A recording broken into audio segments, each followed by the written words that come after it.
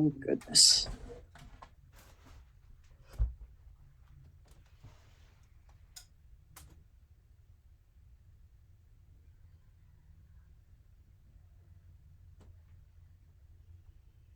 Welcome, everybody, and thank you for attending TCF's virtual bereavement support event. Callie Anderson will be presenting Continuing Bonds, the Normal and Healthy Way to Grieve. All attendees have been muted and cameras have been turned off. If you have any comments or questions, please use the chat during the session, and we will have a Q&A at the end of the session. And again, use chat to post your questions.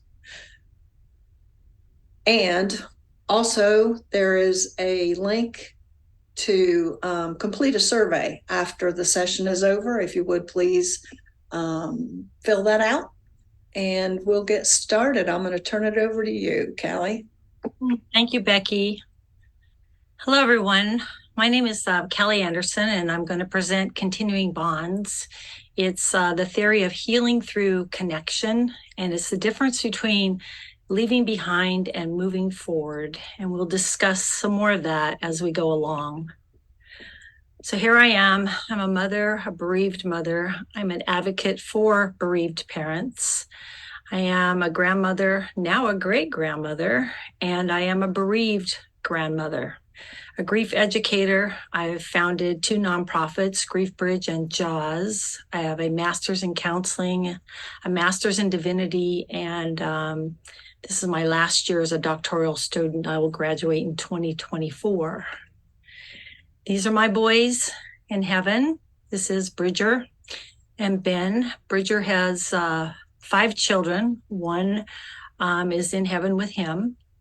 And Ben is also in heaven with Bridger. And Continuing Bonds has really helped progress my healing and also in keeping my children's memory alive. My journey began in Christmas Eve 2008 when Ben was hit by a distracted driver when he was walking down the street to invite somebody over to dinner. And again, my journey was progressed in February 2012 when his brother joined him. So grief, although it's a universal language, it's only really universal to those that have experienced it. And otherwise, it's a foreign language to those who have not. The reason is that people can really only understand the grief through which the grid that they have personally experienced.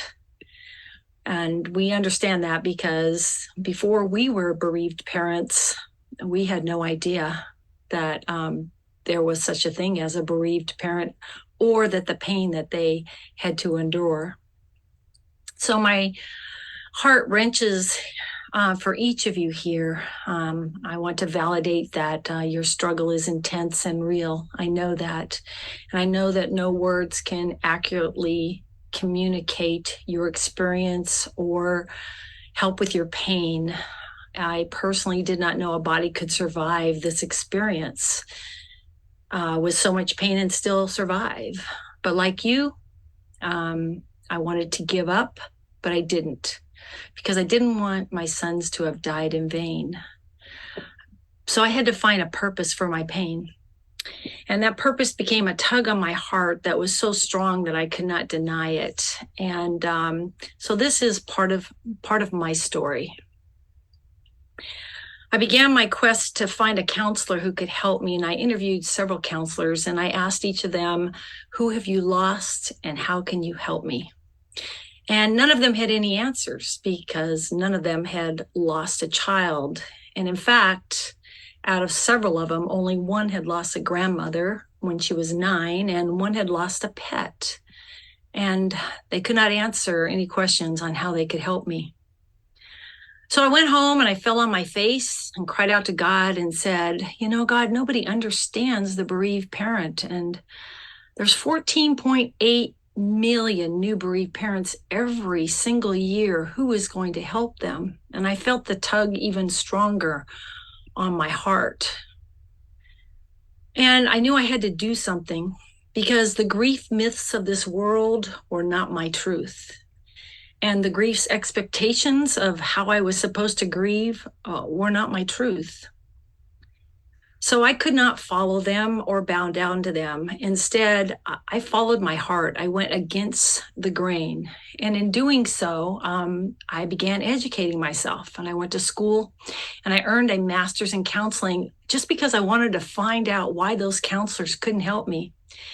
And the fact is, in my counseling degree, my master's, I really didn't learn anything about grief. I learned where I could go to the DSM-5 and look up grief. And I certainly did not know, it certainly did not speak of the grief of a bereaved parent. They might have mentioned one of a widow or a widower. But when I went to the DSM-5, I found like 2 inches under grief, and it said C, depression, and C, PTSD. Well, of course, that was unacceptable to me, because that even proves even more why the world can't help us. So my next step is I pursued a master's in divinity to see what God had to say about grief and grieving. And this led me to do my master's thesis. And when I did my master's thesis, I came across this book. And this book is what I teach about now. It's Continuing Bonds, The New Understandings of Grief. There were 3 authors or psychologists in the Netherlands. The last names are Klaas, Silverman, and Nickman. And in 1996, they went against the grain of forgetting about our loved ones and moving forward. In fact, they documented that parents who found ways to continue their relationship with their child even after they were gone grieved healthier. And wow, that was my truth. And as I read the book Continuing Bonds, I found out that actually Compassionate Friends was included in this research project in the Netherlands, and 200 sets of parents from Compassionate Friends had been part of their study. And of course, I had been with Compassionate Friends since 4 months after my first son had passed away in 2008. So that intrigued me even more, that we had been in this study, but why weren't we doing some of the theory that this book brought about? And so the theory really is not to stuff down your grief. This theory is really about to carry on your old traditions, but in new ways, and while cherishing your precious memories. About continuing your bond is going forward, moving forward, taking your child with you into the future, not leaving them behind. Basically, it boils down to following your heart and not the world's expectations. So now I gave you a little bit of background there. I'm going to come back to that, but I'm now going to give you just a little bit of history of Compassionate Friends, just in case you were not aware of this. But Compassionate Friends was founded in England in 1969, when there were 2 sets of parents whose sons had passed away in this hospital in 1968. And there was a Reverend chaplain there, and he couldn't really help the 2 couples, but he got the 2 couples together. And when he saw them ministering or comforting each other, helping each other, he saw magic happen. And he got the group started, and they started out with the name of the Society of Compassionate Friends. And then later they shortened it to Compassionate Friends. And those 2 children who lost their life, and this purpose had evolved from, were Billy and Kenneth in the UK in 1968. So I wanted to make sure that we said Billy and Kenneth's name for bringing us all together here with their purpose. So then I wondered how Compassionate Friends got to America. So I did some more research, and I found out that in 1971, actually the May 3rd issue of Time magazine they interviewed a lady whose daughter had passed away. And her daughter's name is Karen. At the bottom there, you can see I have a candle for Karen too. And so Time Magazine wrote a story about Compassionate Friends in England, and it came to America in Time Magazine, and that's when Compassionate Friends started here in America. Pretty interesting, huh? Well, in that article that was written in Time Magazine, I've got a picture of it here. You can pull it up and read it later on the internet. But it talked about a therapeutic friendship. And I thought that was beautiful. And so in Compassionate Friends, we have a therapeutic friendship. It's a magic that only we who know this profound grief can really relate to. But it's also part of continuing the bonds, because when we get together, we do that candle lighting and we talk about our children. And it's the whole concept of what continuing bonds is not to let the world stifle us, but for us to turn around and teach the world what we really need. When we tell the world that we're fine, we're teaching them that they don't need to do anything. They don't need to listen. They don't need to be there. We're teaching them that. We have to turn around and teach them exactly and say things more like, I'm having a hard day today. It'd be nice if you could listen to me, or could we talk sometime? But we have to educate them. So the last sentence in this article kind of jabbed my heart here, because as a bereaved parent, I know that that is true. Way down at the bottom there, the writer writes, society quarantines the bereaved exactly as it does people with contagious diseases. Now, this was written in 1971, and we really haven't progressed from that era either. We're still treated that way in some ways. So now I want to give you a brief lesson on grief therapy so we can kind of put this all together here. In 1969, Elisabeth Kübler-Ross came up with the 5 stages of grief. And the world really didn't have a prescription for grief, so they latched onto it with vice grips because they thought, oh, great, 5 little boxes, you check them off, and these people, or any people in grief, should be back to normal and we can get on with life. But of course, the problem is that these 5 little stages were written for the dying, not the living. And so after Elisabeth Kübler-Ross, who was a hospice doctor, she sat with the dying and she witnessed those 5 stages. And after those 5 stages, they passed away. The problem with that is that those 5 stages also created a stigma for all of us who are grieving. But it was too late. The world had latched onto it, and we had to live with that for a long, long time. In past grief behaviors, it has been noted, if you read different research papers, that they view any grief over a year, 2 at the most, is pathological. And pathological, the Webster Dictionary says, by nature of physical or a mental disease. But continual bonds challenged that theory to show that that was not true, that the bereavement of bereaved parents could last a lifetime. So continuing bonds is a new understanding of grief that has been kept quiet. I don't know why, but it told the world that we don't need to be fixed. We just need to be validated, and they just need to walk with us on our journey. So this is what the world wants. They are uncomfortable with us.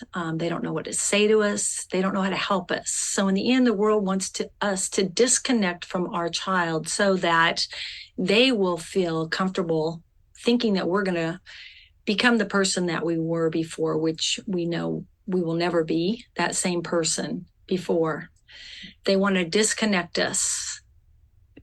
But continuing bonds tell us that healing happens through connection, not through disconnection, and that there is research to prove that. So this is the natural and healthy way to move forward with our child's memory. It gives us permission to express our love openly with our child. And if somebody doesn't take to that, then we need to educate them. We can take our children with us into the future. We can build new memories through new traditions and new rituals, and we continue to parent our child. It's just different.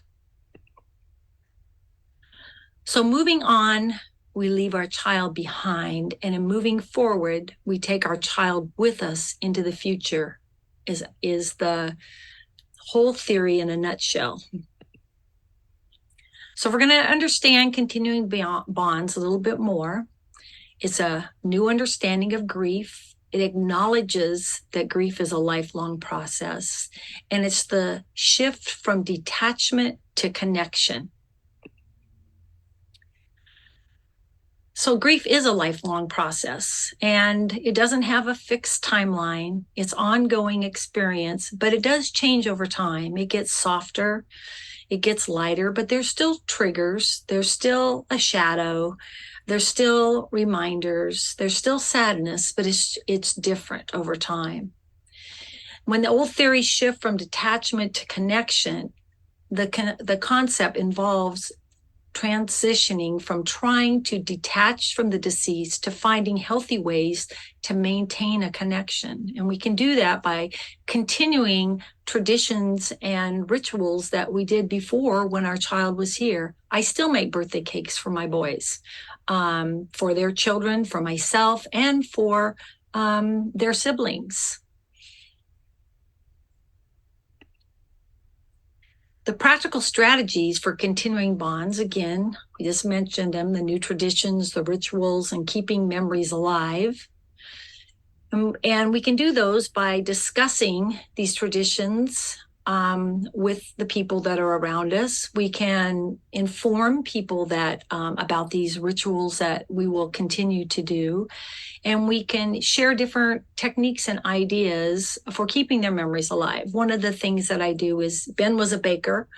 And so he liked this certain cookie that had this certain candy in it. And so in the beginning, I don't do it all the time now, but when I wanted to encourage people to talk to me about my children, I would bake his favorite cookies, and then I would package them up and give them out for Christmas with a little label on it that said, "These were Ben's favorite. I hope you enjoy them as much as he did." And always people would comment to me, about, "Wow, these are great cookies that Ben liked." And it would start the open dialogue about my child. And I got to talk about my child. And this is what I do. I look for ways to teach parents on how they can help people engage with them so they can talk productively about their child, and they don't just think that we are stuck, because we're not stuck. We're in love. We're in love with our children, and we always will be. So it promotes coping skills for us and for the people that are in our families or that we're around, our friends.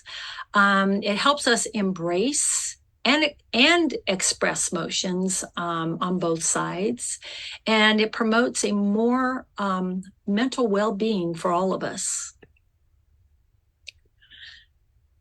So these are just some of the things I already talked about. And the most important thing is it brings us together like Compassionate Friends does. And it teaches us self-care, because when we're teaching people on how to communicate with us and how to help us walk on our grief journey, and about the traditions and the rituals that we're going to continue to keep our child's memory alive. We're doing all this following our heart, and that is good self-care when we follow our hearts. So incorporating it into our life, we have to find a balance so that we don't overwhelm people when we're teaching them.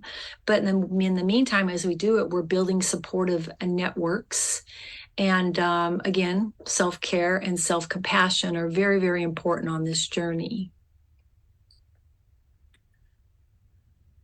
So you can explain when you're balancing it, explain how it's possible to honor the memory of a loved one while still going about your everyday duties. You can discuss the role of family and friends in providing emotional support during this grieving process. In the beginning, that's tough for some of us, but if you continue to just, continue to do it on a educational level, because we are the experts now, people will come alongside you and they will ask you questions as long as you can break that ice to let them know it's okay to discuss, these important things in your child's life.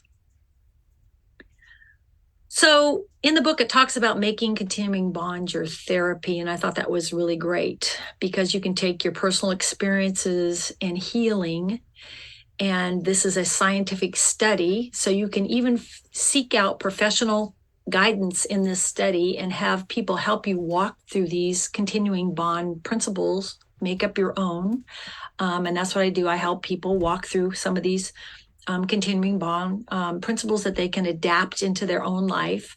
And so they can develop their own continuing bonds, their plan, so that it can just be a way of life that is healing and more comfortable, less anxiety than the everyday life that we struggle with right now, waking up and wondering what's going to happen today.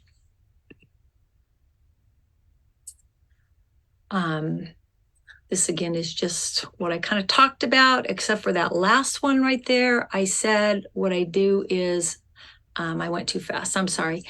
Let me go back.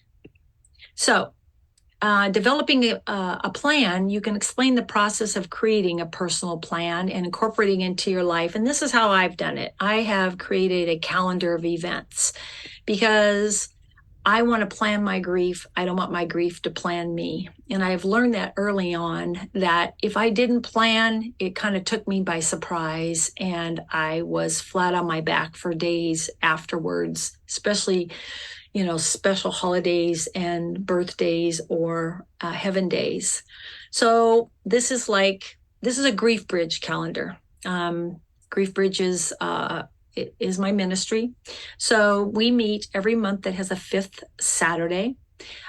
So you can see in 2024, I've got my dates planned out, what we're going to do there. I always have a butterfly release in May or June, and I post it on Facebook Live. So I release butterflies for bereaved parents from around the world and say their child's name and a poem, and we video it so that they can turn around and send it to other family members and friends. So it opens the door for just a healthy discussion also.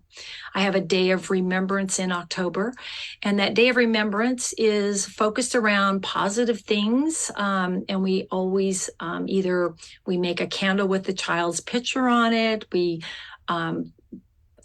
embrace games that the child would like and participate in it, but it's all about remembering the love more than the loss. It's all about remembering that they lived, not that they just died. I have an ornament exchange online every November. That's going on right now until people can still sign up until the 20th. And I connect people together with hopefully a child of the same age as their child, so that they can talk to this new ornament partner online, and they're from all over the world. We send ornaments out. I think 150, I think, was the largest year that we had 150 people exchanging ornaments online and making new friends, and connecting them on Messenger so they can chat about their children, giving them another outlet, a healthy outlet to talk about their child. The first Saturday or weekend in December, I always have a Christmas memory dinner and invite anybody that wants to come that has lost a child. And then I have given out several grave blankets, and I'm going to explain that a little bit because that's kind of caught on a lot of the people, even overseas, that follow me. And I read somewhere back in New England that they would take the branches of ferns and put them on the grave as a memento of love and to keep them more like a warmth. It was warmth and love. And I thought, man, that's so cool. But I don't really have those branches, to put down of ferns on my child's or my son's graves. So I thought, why not get a real blanket? So every year now, probably for the last 10 years, I will go out and buy a special blanket, now two blankets before Christmas and before Thanksgiving. And I lay them down on the cemetery at December 1st, and I pick them up on the 31st, and I wash them and I roll them up and I put them in this chest.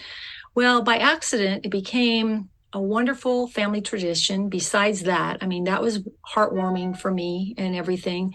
But when the grandkids came over, all of a sudden I heard, Grandma, is this Dad's blanket or is this Uncle Ben's blanket?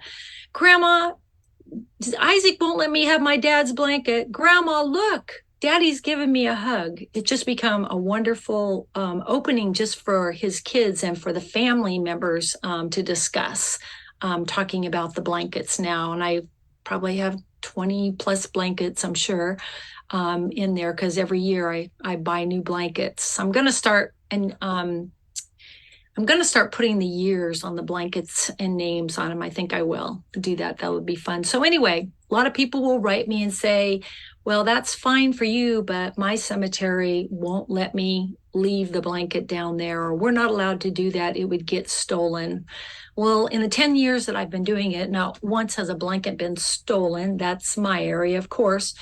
But I tell people, you can take that blanket and lay it down when you're there visiting. And when you're talking to your child or whatever you do, praying or whatever at the cemetery, and then you can take that blanket home and you can still wash it and you can still wrap up in it when you're watching TV. And each time you go in December, if you go visit, you can do that. And so some of my followers have adapted that. Now, my personal calendar that I make is slightly different, but I have to merge the two together because February is Bridger's homegoing. So, of course, I always have dinner at his favorite restaurant at 7:00. And let me mention that both of my boys were born on the 7th of the month. And you can see there's a lot of sevens in their birthdays.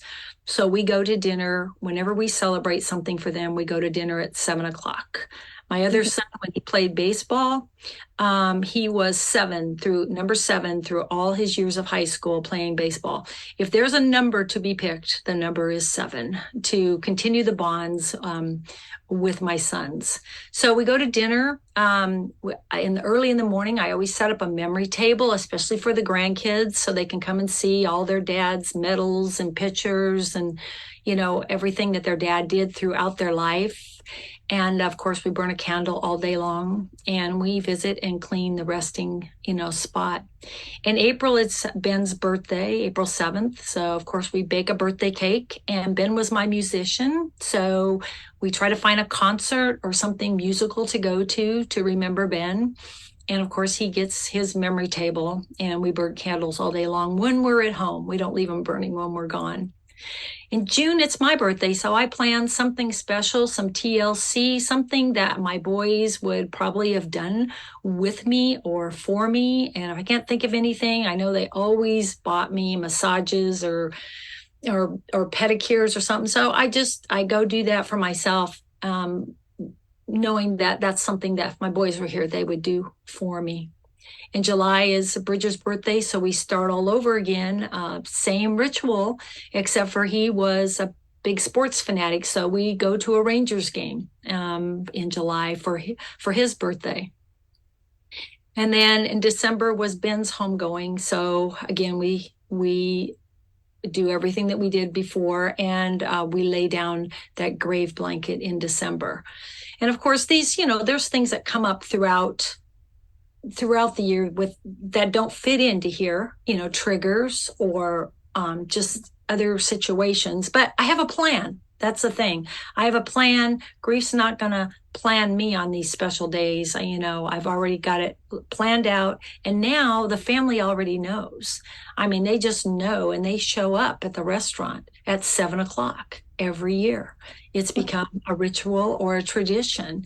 And a lot of times it's just, we talk about a lot of other things, but we're there for Bridger or we're there for Ben, at the same time. So continuing bonds is giving yourself permission to grieve following your heart. And that's the best advice that I can give you. Don't listen to the world, listen to your heart. Uh-oh, something didn't come up there. There she is. Okay. Elizabeth Edwards said, whatever we do, going or not going to our children's graves, sleeping with a toy or closing the door to their rooms, has only to be what we each need, what we require to make it through each day. Without them, there is no other yardstick. So each of our yardsticks is unique, and we can only compare it to our own yardstick. The world cannot decide that for us. So these are just some quick things. I mean, I have a whole bunch of things, but just a couple of quick things here. Rather than avoiding memories of your child, and let me mention here that avoidance only makes us sicker. And so we cannot avoid things if we expect to get well and grieve healthy. So rather than avoiding memories of your child, to create a memory journal to capture and cherish the positive moments and experiences that you have shared. And this process will help maintain a connection with your child and keeps those memories alive. Every once in a while, whenever the kids will say, Grandma, remember when Dad did this? Or Patrick says, remember when Bridger did this? I will write that down on this little slip of paper and stick it in a jar I have in my kitchen. And then sometimes if I'm having a day where I'm really missing the boys, I might dump out that jar and take a look at some of those things that make me smile and laugh, or jokes that, the grandkids or Patrick have reminded me about through the years, that I might have forgot. And I'm so thankful that I have that jar. Of course, this is participating in annual and memorial events. Instead of avoiding anniversaries or significant dates, embrace them, plan them. I mean, they're there because your child did exist. Visit their favorite places on those days when you're missing them. And this will also act as a continuing bond. It's to maintain connection and maybe even feel a presence of your child there. Establishing a legacy. Parents can channel their grief into a legacy project, a charity, foundation, a scholarship program. One mom that I told this to, she said, I just don't know what to do. And I said, well, what did your daughter love? And she said she loved animals. And so she now, I said, well, why don't you volunteer at the animal shelter? So she adopts animals and brings them home, and her daughter's on it reminds her of her daughter, who would, be taking care of every stray animal off the street and everything. And in this way, she ensures that Heidi's memory lives on. And when she does give a donation for something, she gives it to the animal shelter to buy toys or food for them. And that's her way of staying connected with her daughter. We talked about encouraging open and honest conversations. As a counselor and as a bereaved mother, that is the most important thing, is not to shy away, to encourage people to open up around us, encourage people to share stories that maybe we don't remember. And one time, it just happened again by accident, but we've adopted it as a ritual, is I had a pile of Thanksgiving cards left over that I was sending to relatives, but they were sitting there, and we had Thanksgiving, and Bridger's children were over, and while they were waiting to be served, I handed each of them a card and a pen, and I just said, here, I want you to write something about your dad. Just write anything, something you remember, something you wish he was here to do with you. Anyway, these kids were like 8, 9, 10, and 11. This, right, they're stair steps. And I have these wonderful cards that they wrote about their dad. That was like 8 years ago, but I still have them and I can pull them out and take a look at them. And they even come over sometimes on the holiday and say, Grandma, do you still have those card of holidays that you named? So they'll look through the card of holidays and the memories that they shared on these cards. So it helps keep, again, that connection. They were young when their dad died and they don't really know their dad. So it helps keep that connection going there also with the siblings and children. Continue or participate in activities your child loves, even if it's challenging. I mentioned that before, that avoidance only makes us sicker. So even if it's challenging, we just need to approach it gently, but don't stop approaching it because it helps maintain that connection.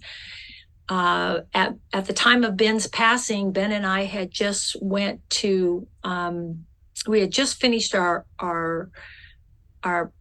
ground school to be pilots. Ben wanted to be a pilot, and so he said, come on, Mom, you can do it with me. So we went and we finished our ground school. We had about 20 hours in the air when Ben passed away.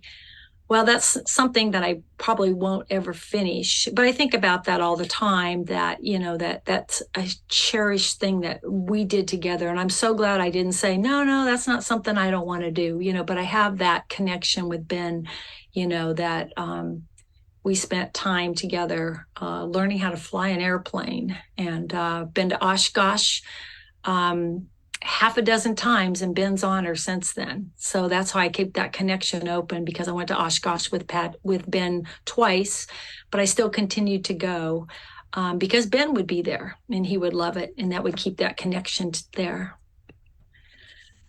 Creating a special place in your home, designating a special area where photographs and mementos and personal items are not stuck in a box in the garage. Just a physical space for them to be available to maintain connection. My children lived in this house. I've had this house for 21 years, and they've lived most of their lives here. All my grandchildren were brought home from the hospital here and lived here for a while. And there is signs of them in every room. And it brings me comfort to know that this was their home. And I still keep their memories alive in each of the rooms. Incorporating their values and their wisdom. Ever been somewhere where you probably asked the question, oh, I wish my kid was here. I wonder what they would do. Basically, I wonder what my son Ben would do in this situation. Ben was my MacGyver. He could fix everything. So if something breaks in the house, I'm thinking, okay, what would Ben do? And before I call that plumber or whoever it is, I attempt to, believe it or not, don't always get it done, but I attempt to fix it myself, because that's what Ben would do. Ben would say, Mom, come on, you can fix it. Let me show you how. All you got to do is, do this, look it up, or do this, or whatever. So before I call a plumber or whatever, I always say, I wonder what Ben would do, and see what I could do. And sometimes I surprise myself that he has encouraged me to not just, call somebody and give up, but take care of it myself. So we're back to educating society. Again, we are the experts. We are the only ones that can do that. So in overcoming societal stigma, if people say something to you, I don't know if you know Dr. Joanne Cacciatore. She's a bereaved mother of 26 years, and she has a farm, a ranch down in Arizona, where you can go, and she uses animals for healing. And she said to me that she says, that's not my truth. When people tell her, like, you should be over this by now, 26 years, she says, that's not my truth. And no matter what argument they bring, she just says, she continually says, that's not my truth. And I think that's very an easy thing that we can incorporate when people tell us, you should get over this. That's not my truth. I really appreciated her giving me that tidbit there. Promoting openness and understanding. We've talked about that. and advocacy and awareness campaigns. Okay, so actually, that's what I want to get into is to being part of the solution. By doing that, actually, this is my last year in my doctoral program at the university, and I have a research project. And so my research project is examining the impact of pastoral care for bereaved parents. And it's a very emotional landscape of silent suffering out there. And why I decided to do this was I attended a grief share one time, and the fit was not right. They were all widows, widowers, bless their hearts, or they had lost a 90-year-old grandma, and I was the only one who had lost a child. And I was very uncomfortable, and the fit was not right. So, of course, I didn't continue to go to grief share. But I was so desperate in those early years that I tried another church. And I asked them, what is the mix that you have in your grief share? And they just happened to have 4 bereaved moms that were in this grief share program, and also a young lady who had lost her twin sister. And so that was a great fit for me. And I sat out the whole 13 weeks. And when that was over, I asked, because I'd been to Compassionate Friends all these years, I asked if we could do a candle lighting. And I was using Alan Peterson's song, Tonight I Light This Candle. And I asked her if we could just do a candle lighting at the church. And so she let me do that. And from the pews, I really thought that only those 4 moms were going to come up on the stage and light a candle. But to my shock and the pastor's shock, 24 parents came up and lit candles. And it was so emotional to everybody. There was probably 200 people there, to know that the person they were sitting right next to, they had no idea that they were suffering in silence.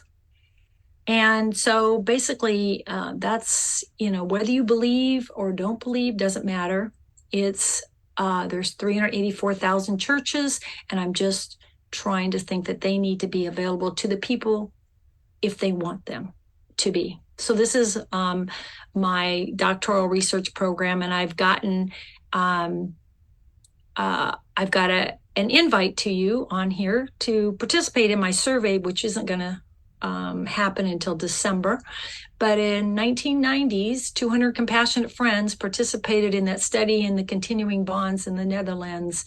So I thought, why not invite my friends at Continuing Bonds to participate in this doctoral project and let their voice be heard as well as in this book, Continuing Bonds. So there's the invitation. They did say it's up if you wanted to just read a little bit more about it. And again, there'll be places where you can comment one way or the other. Doesn't matter. It's a survey, and I'm hoping to get 2,000 responses. It'll be posted on Facebook for 6 weeks. And now I will take questions. Here's my information. If you want to reach out to me on Facebook, it's under C_J Anderson. I also, Grief Bridge is my site, and there's my email and my website. So Becky, do you have some questions? I don't have any questions yet, but as I said in the beginning, please enter any questions you have or comments in the chat, and I will read them to Callie. I have many things I can talk about, but right. I thought I'd answer some questions if they had some. Let's see. Somebody mentioned that asked that you had mentioned you were a bereaved grandmother and wanted to know your grandchild's name. I suppose who was your grandchild? She was stillborn at birth, and at that time, which was 24 years ago, my son and his wife decided not to name her. Okay. Do you have any suggestions for Mother's Day, especially for mothers who have no living children? Um, yes, I do. And I'll bring up something else. Let me ask, can you ask this person, did they know that there is a bereaved Mother's Day? Um, let's see if I can. I'll just, She can hear you. okay. Um, let's see. Did not know, she says. Okay. Well, actually, to tell you the truth, Mother's Day was actually the history of it. I'm a big history buff here. The history of Mother's Day really started with a bereaved mother. Anna Jarvis thought that her mother should be recognized for having a dozen children and only 4 of them making it to adulthood, passing away. So she started a bereaved Mother's Day. I can't remember the year right now, but she started it, and she even had it passed through one of the presidents. I can't remember which one it was. I think it was Cleveland, and had a bereaved Mother's Day. And then what were those women? The moms of the boys in the war, the golden. Well, there was, I can't believe I drew a blank, that grief. Let's see. But anyway, the mothers that were all their sons were killed in the war took it over, basically, then that Mother's Day. And then Hallmark came and just took it away, and it became Mother's Day, not bereaved Mother's Day, and we got washed under the table. Okay. Right. So then about 15 years ago, a young lady in Australia did a petition and got an International Bereaved Mother's Day, which is the weekend before Mother's Day. Mother's Day is the second Sunday, so it's the first Sunday of May is Bereaved Mother's Day. Okay. I have another question. Do you have any advice for communicating with my living son about his dead brother? He does not want to talk about his brother.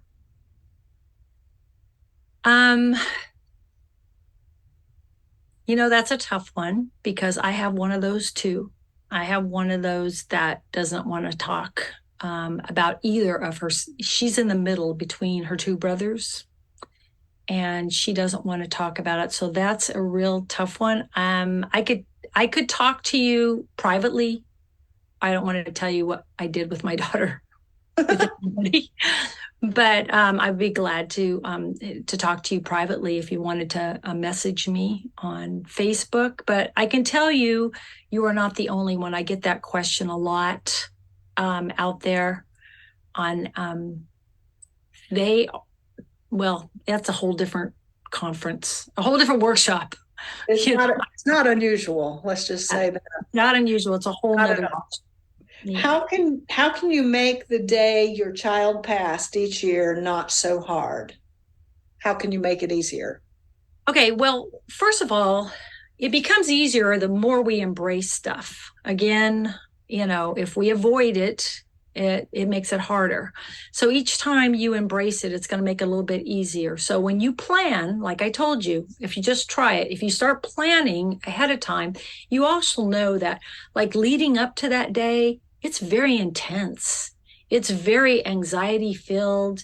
It's depressing. It's really hard leading up to that day. But once we get to that day, it's like, whew, that wasn't so bad, that actual day. So it's all that anticipation to it.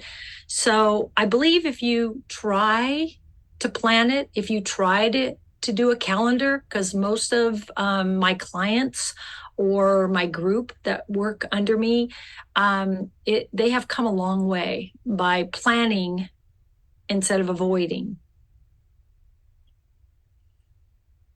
And again, you're welcome to message me. I am in college during the week, but I can call on the weekends or in the evening. But you're welcome to message me, and if I can, I will talk to you personally, one-on-one, as many as I can fit in. Because I love you guys. You guys are all my sisters and brothers, and my heart wrenches for all of you. anything I can do to help. Well, there aren't any new questions. Okay. Well, I'm going to tell you a story then. How much time do I have? Let's see. It's 5:09 now, and we have until 5:15. All right. I'll see if I can tell the story quickly. Okay. So in the very beginning, it was very lonely. I have several siblings, but again, they were kind of like our children's siblings. They kind of avoided me. And I was just starting to get very angry because everybody was avoiding me. But I carried my Bible around with me, and I'd open it up every day. And one day I opened up my Bible and I said, "Really, Lord? Proverbs 31, woman, really?" And so I read it, and I came to the part where the woman had wrapped herself in purple. And that word purple like jumped out of the pages onto my lap. And that's back when we had flip phones, like 14 years ago. And we had flip phones. So I had to run and find a dictionary to see what purple meant. And so I looked it up, and oh my gosh, it meant royalty. And I just felt like someone had poured warm butter all over me. And I was just like feeling such a sense of relief that, yes, my son is in heaven with royalty.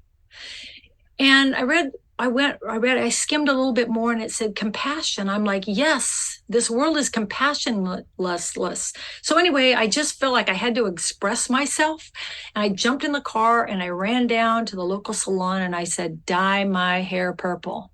Because, there's more than one way to express yourself. Okay, you can paint, you can dance, you can sing, you can, talk. I mean, there's different ways of expressing ourselves. And so by dyeing my whole head purple, and that was way back then when a lot of people didn't have purple hair, and I was telling the world that my son was in heaven with royalty, and I needed compassion. Okay, so then when I came out of the salon, I remembered that I still had a 6-year-old, and so I remember my 6-year-old needed some milk. So I thought, well, I'm out of the house right now. I'm gonna run down to Walmart and get some milk. So when I got there, of course, it was very intense to go inside because it's way at the back, and I had to really build up my nerve to go in there. I got in there, went in the back. I got 2 gallons because I didn't want to have to come back soon. And I come up to the front, and the lines are long, and I'm sweating and I'm shaking. I'm about ready to throw up. I'm afraid that someone's going to see me that knows me and not say anything, or that somebody's going to see me and know me and I'm going to burst into tears.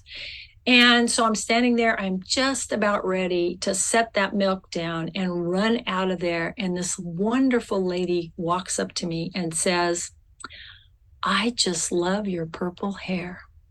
And I set the milk down and I put my arms on her shoulders and I said, "Do you know what purple means?" And she said, "No." I said, "It means royalty." I attacked her. "It means royalty. And my son is in heaven with royalty. And you are talking to me. You are listening to me. So you are showing me compassion, And she didn't say, "I'm sorry." She didn't look. She said, "Oh, what was his name? And what did he like to do, and what was his favorite color, and how old was he?" And she stood there in the middle of Walmart talking to me for like 30 minutes, asking me questions. It was a wonderful healing experience just to open that door so that she could talk to me. And when she was done, I wrapped my arms around her. It just came out of my mouth without even thinking. And I just said, "Thank you. Thank you for showing me compassion and being a part of my healing." And then I picked up the milk with confidence. I paid for it, went out into the car, and I just sat there and thought, wow, what just happened? I just need to express myself. Was it my purple hair? Was it that this lady talked to me? What? I just couldn't believe it. I went home. Well, guess what I did? Every day for the next 30 days, us bereaved mamas do some strange things sometimes. Every day for the next 30 days, I was at Walmart. And just to make sure, just to see if somebody would ask me something about my purple hair, and God was good. Every single day, somebody said something about my purple hair, and I said the same thing to them. And I got to sit there and talk to a complete stranger who was so interested in my story that it just really helped me move forward in my grief journey. So that's why I just really think it's really important, any way that we can find to educate people, to open the door, so that we can tell our story. And I always say this. I tell people when they complain to me like, oh, I got to hear about so-and-so's kid. I'm saying, you know what? We need to tell our gory story 1,000 plus times before we can tell our glory story, the story that they lived, the story that they're the ones who brought this love into our life that brings such great grief to us now. So, do I have any questions now? Yeah, you had one more question, and we're at our hard break. But the question is, how do you answer the "how many kids do you have" question? Easy. I have 4. My mom and dad passed away. Okay, I have 4, 2 in heaven and 2 on earth. People ask me how many children I have. I have 4. My mom and dad passed away. They are still my mom and dad. They are in heaven, but they're still my mom and dad. Just because they pass away doesn't mean that I don't have a mom and dad. Absolutely. Thank you so much, Callie. This was a wonderful presentation. Thank And you all for listening. it And will being part of my healing. Thank you. Yes, absolutely. And it will be recorded, that you can go back and re-listen to it. And there's the invitation that Callie mentioned is available in the resources tab if you want to take a look at that. Thank you everybody for attending, and I will close the meeting out now. Thank you, Becky. Thank you, Callie. Okay. Thank you, everybody. Thank you. Bye-bye. Bye.